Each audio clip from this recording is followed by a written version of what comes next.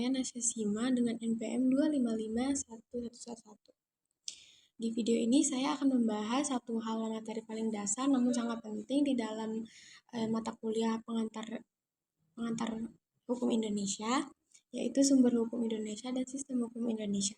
Topik ini bukan cuman teori tapi berkaitan langsung dengan bagaimana aturan itu dibentuk, bagaimana konflik sosial muncul, bagaimana negara seharusnya menegakkan keadilan. Maka dari itu video ini saya susun agar tidak hanya menjelaskan tapi juga memberikan analisis saya sebagai mahasiswa hukum.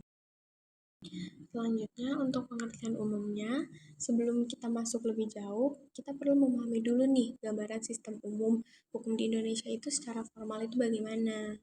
Indonesia itu menganut sistem hukum civil law, yaitu sistem hukum yang mengutamakan aturan tertulis sebagai rujukan utama. Namun secara faktual kondisi kita jauh lebih kompleks nih teman-teman.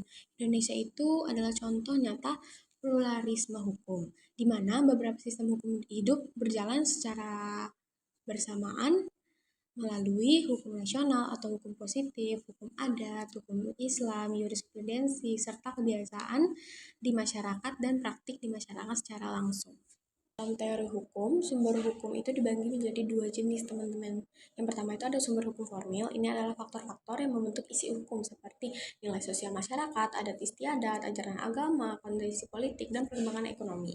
Contohnya nih, terlihat ketika masyarakat adat menjaga tanah ulayat atau tanah mereka karena nilai budayanya, bukan hanya sekedar aturan tertulis saja.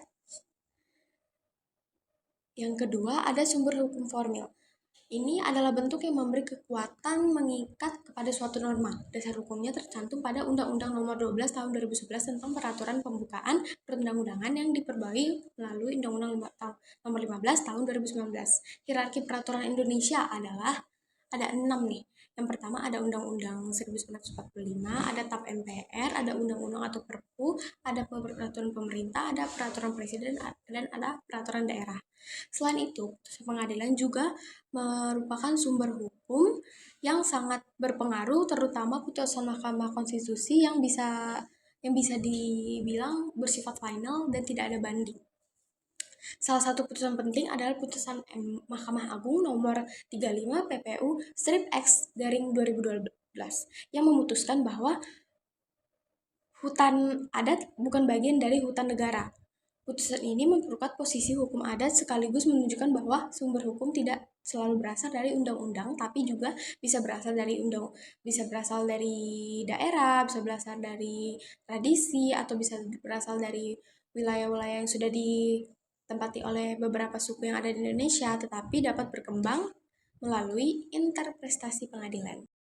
Untuk contoh kasusnya, saya mengambil contoh kasus tentang sengketa tanah adat. Untuk menggambarkan bagaimana sumber hukum ini bekerja secara nyata, maka kita bisa melihat konflik tanah adat yang sering banget nih terjadi di Kalimantan.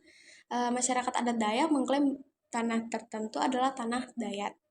Berdasarkan adat yang mereka warisi turun-temurun itu, di sisi lain, perusahaan perkebunan sawit ini mengklaim juga nih bahwa wilayah tersebut adalah wilayah dari hak guna usaha mereka yang sah menurut hukum positif. Masalahnya itu muncul ketika kedua sumber hukum ini, hukum adat dan hukum negara, berbenturan. Padahal pasal 18B ayat 2 Undang-Undang 1945 jelas mengatakan bahwa negara mengakui dan menghormati hukum adat sepanjang masih hidup dan sesuai perkembangan zaman. Tetapi dalam praktiknya penegakan ini seringkali lemah pengakuannya. Banyak kasus di mana masyarakat adat kalah karena tidak memiliki dokumen yang formal atau nyata secara hukum dan legalisme. Meski secara teoritis dan sosial mereka adalah pemilik hak sawit yang sah sebenarnya pada wilayah itu, inilah bukti bahwa hukum Indonesia bukan hanya soal membacakan undang-undang, tapi juga memahami realitas sosial yang seringkali tidak sinkron dengan peraturan formal atau aturan formal lainnya. Dari seluruh pembahasan yang kita bahas ini, kita bisa melihat nih bahwa sumber hukum Indonesia adalah struktur yang hidup, bukan sekedar hierarki aturan saja.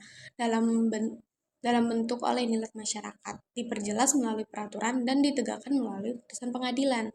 Tetapi keberhasilan hukum ini sangat bergantung pada konsistensi negara dalam menghormati keberagaman sistem hukum yang ada. Sebagai calon sarjana hukum, kita harus kritis nih teman-teman. Jika hukum hanya mengutamakan aturan tertulis saja tanpa memperhatikan nilai sosialnya dan keadilan substansinya, maka hukum akan kehilangan legitimasi di mata masyarakatnya dong. Semoga video ini membantu dalam pemahaman kalian tentang mengatur hukum Indonesia. Terima kasih sudah menonton.